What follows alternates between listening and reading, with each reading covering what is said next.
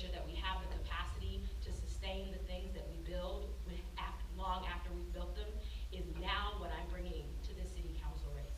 So I have the ability to work in community and understand community priorities and advocacy, but also to leverage that not only into follow through and not only into touching everyone that deserves to be touched, but into making sure that all of the policies and ordinances that come forth contain the priorities of the people that put me in office. So thank you.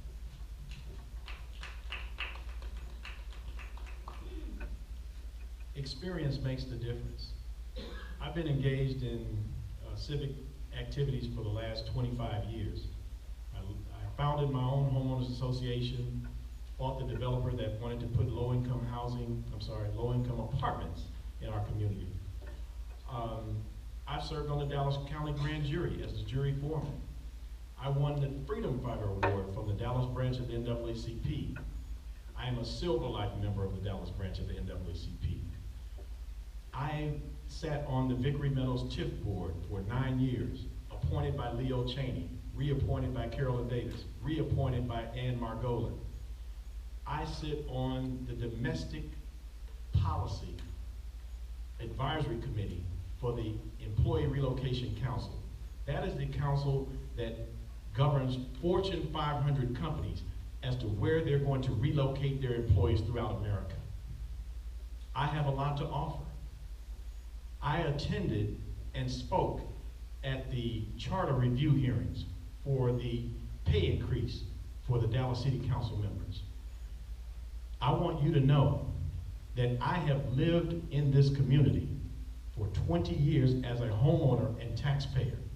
There are people sitting up here that were drawn into the district in order to be able to run for this seat. There are people that have sitting up here that have lived in this district less than a year. You need to know that. Please do your investigation. And finally, with regard to the amount of money, I have not raised $21,000. So it's not me. It is not me. And I think it's shameful, and I think it's an indication of the way that person is going to run or govern should that person be elected. You have the decision. You have the determination who gets to be that person. Integrity is very important. Hold that person accountable. Tell you what you do. Pull every person's campaign finance report. The next one comes out Friday. Pull those reports. It's not me. Thank you.